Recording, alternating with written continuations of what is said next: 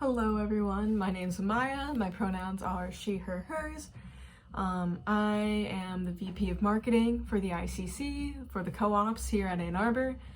I currently live in Owen House, and I decided to make this video today to just kind of address some frequently asked questions that a lot of people run into or I see on like Reddit or things like that. So something I get a lot is, what is a co-op? And I always go over this at trainings and everything, but a co-op is basically a group of people who come together for a political, economic, or social goal. Personally, our co-op started in the Depression, actually, when a group of students were like, okay, I have to choose between eating or living in Ann Arbor, but they decided if they could put enough people into a house and pool their money together and buy in bulk, that they could do both. And that's why today even our co-ops are trying to focus on affordability, even though Ann Arbor can be so expensive.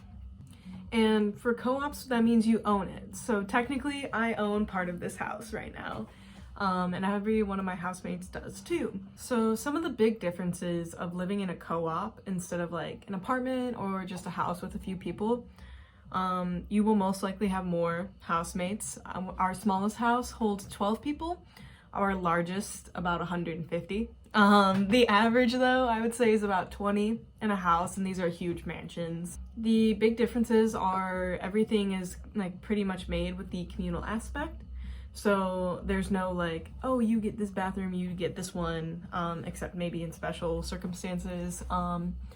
Everybody pools together their money for food, which I'll talk a little bit more about later, instead of just like having to have your own or having to worry about like, you know, bowls and bringing your own. Like, you don't need to do that. You don't need to bring like almost anything. I'll get into that later.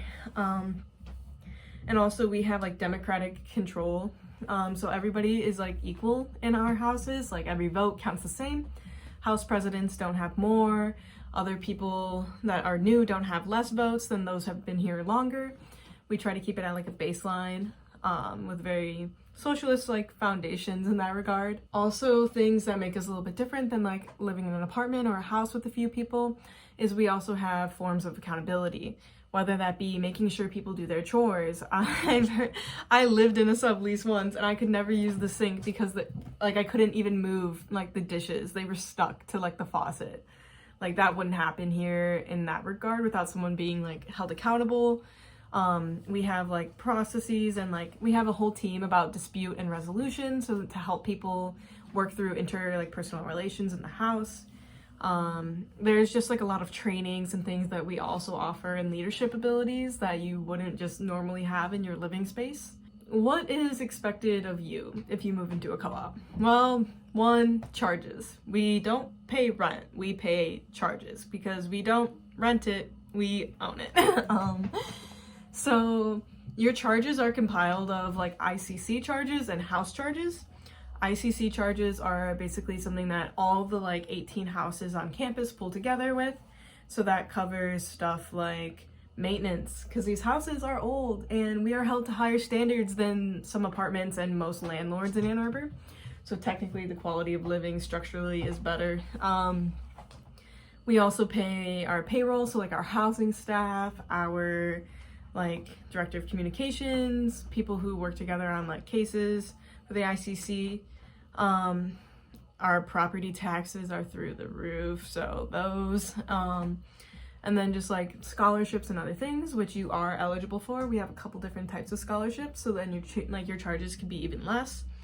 And also something to note with our charges is we try to make them the lowest possible, and that's not only because like we are there for student affordability and we're actively brainstorming on ways to make our co-ops more affordable, but also because we are a non-profit organization technically.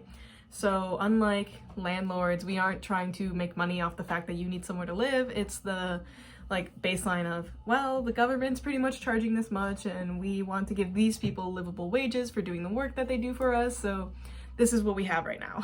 The difference of being under a landlord and under this like renting process that's for profit, owning your home in a co-op, which I swear it sounds scary, but I did way less paperwork to get into a co-op than I did to rent. But the difference is like a lot of autonomy and independence and freedom. I was able to paint this room. So this wall is kind of mint, this wall's white. I did that because I can do that. Those are held up by nails because I can do that. I have shelves here that I put in because I can do it. There is nothing like holding you back in that regard because you own your home. Of course, if it's in the common space, you need to ask your housemates first, but what else is expected of me? Chores. So most houses do about 4 hours of chores. I have had multiple different types of chores, most of which don't take the full 4 hours. Like, you're allotted to for in case it does, I think. Like, it's more like being courteous with it, because if one big thing about like co-ops is the fact that if more people work together, more can get done with like less individual work. So if I were living with like 2 or 3 people, it's very possible one of them could never like clean anything, and so much work will be put on the rest of us. Whereas here, someone's complete like chore duty is to make sure everybody has chores that they want to do, can do, like fits in their time schedule, and the fact that they do it.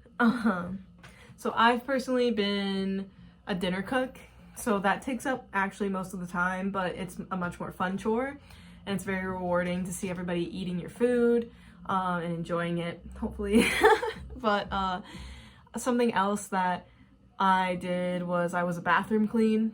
Didn't take the full hour. Like, it was super easy. If I was in the zone, 30 minutes. If I wasn't, like 45. And I did a good job there. I had dinner cleans before, lunch cleans, a common space like the TV room I just cleaned 1 week. I've been a board rep, which is other things you can do. You can be more in like leadership positions, whether that be maintenance manager, fixing stuff, social chair, planning like events, or a board rep, like going to a bunch of meetings. Right now, I'm a VP, so I do a lot of work for the entire ICC for my chores. Another thing that's expected of you is cooperation. You're gonna have a house meeting like once a month, probably.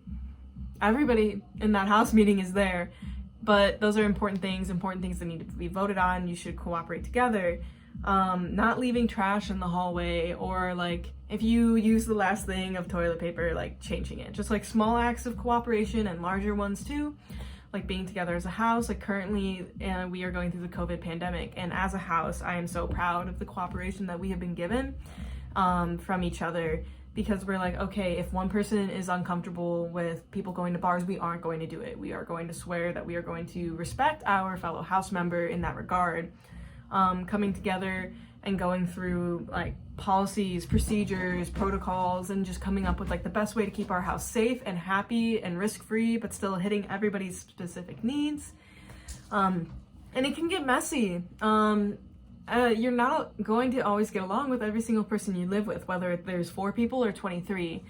And I think the biggest thing is learning and growing in yourself and with each other to overcome like issues and obstacles that you face, especially while living together. You're kind of forced to. So it's a big growth for everybody, and especially if you've never experienced those things before. So what do you get out of the co-op? Well, you get a room. Whether that is very, very rarely a triple. There's like, I think 5 triple rooms out of like 500 spots in total. So that's like what, 15 out of 500. But there are mainly doubles, some singles, and each room is pretty different. I can show you around mine in a second, but you'll get a room, you get food.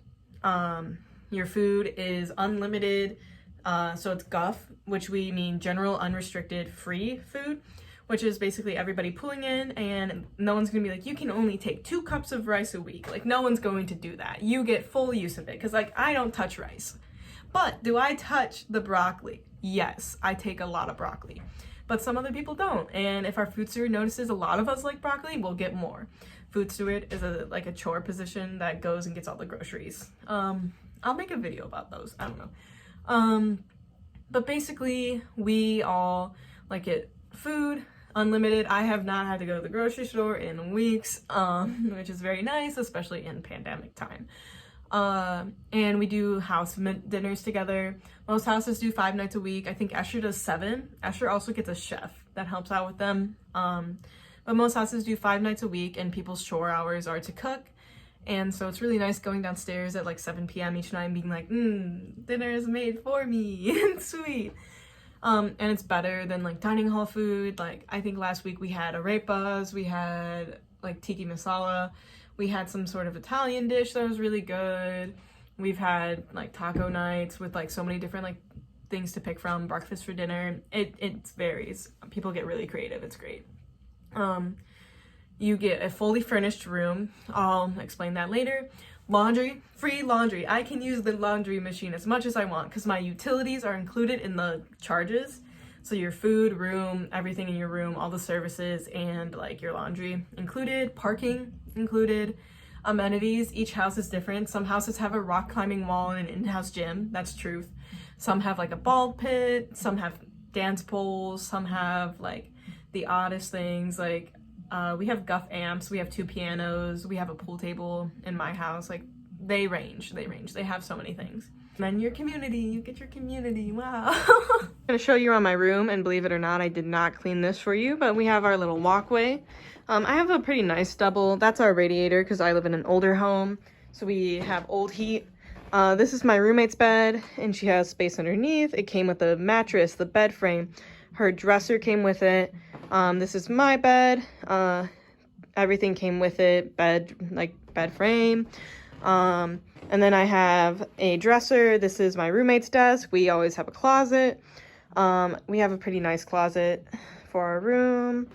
This is my desk, and then those are just like things that I brought for my cat and I.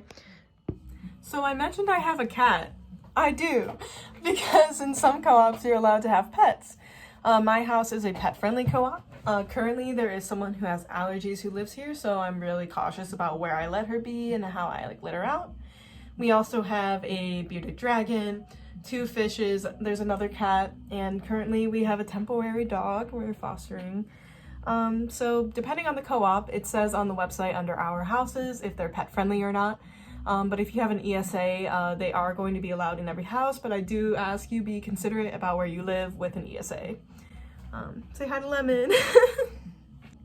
Also, I mentioned this is my roommate's bed. So shared rooms? Yeah, shared rooms. Unless you're living in Baker, the graduate student house, or Escher on North Campus, which those rooms are really nice because they recently got renovated. Unless you're in one of those, you are probably going to share a room your first year, unless you like get lucky, which does happen. I know a lot of people in Debs and Ruths who get lucky depending on turnover, like it just depends. But you do have a roommate because room picks mainly go by seniority, which is how many semesters you've lived in co-op. But sharing a room is ultimately not that bad because you go through like a room selection process that's at the first house meeting in April before you sign. So like this past April we had that meeting for right now. There, like the seniority list is like fleshed out, and also you might be in higher seniority if you signed your contract faster. But you get to like meet everybody, and you can kind of like pick who your roommate is going to be based off of that. And then you can pick your room together. Most people who live in the co-ops are really cool. It's very rare actually that like people don't get along with their roommates. Personally, my roommate in the dorms was not like, we didn't vibe well. But I've had 3 different roommates in the co-ops and we've all gotten along very well. And that made me realize, I'm like, okay, these people like are cool. It's not the fact that I can't handle having a roommate. It's just like who my roommate is. The room's like size varies. I have a pretty big one because I'm high up in seniority. I was really close to getting a single this year, but they all change. I can maybe show you like a smaller room in my house, maybe the smallest. I'll do that. So this is one of the smaller doubles in my house. So we have a half loft bed and a lofted bed, and they have some pretty nice windows though. Right here, and then there's like this desk here. And how long can you stay? Well, you can stay in the co-ops for as long as you want, as long as you're a student. If not, you just gotta go through a special process to be approved by the house. The normal contracts are fall and winter together, or you can get winter only. There are a few fall only contracts. Those go kind of fast, but spring and summer is not mandatory. But it is cheaper than fall and winter like prices. So then if you do want to live year round, that's cool. And the food is still included and everything. I really wish I lived in the co-ops this summer after my freshman year. I just did not know. I would have been saved personally. I had issues like getting food and having money for food, because my sublease kept tacking on random fees because they were allowed to do that, because what would happen if I didn't pay? I wouldn't have a place to live. That won't happen at the co-ops, and the co-ops are also very understanding. We even have scholarships for like, oh no, I lost my job, or I don't have the same money that I used to because of XYZ. So that really helps out. And contract signing for new members normally starts around November 1st. And some houses go faster, some don't. Maybe I'll make a video on like what houses fit what reputation right now.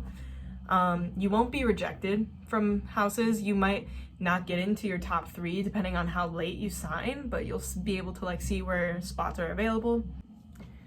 So ultimately, those are some frequently asked questions I get about the co-ops, and I don't know, if you have more, comment below. I'll probably look to those, but you can also email me at vp.marketing@icc.coop. But I hope you guys like the co-ops and that this helps you with your decision. Goodbye.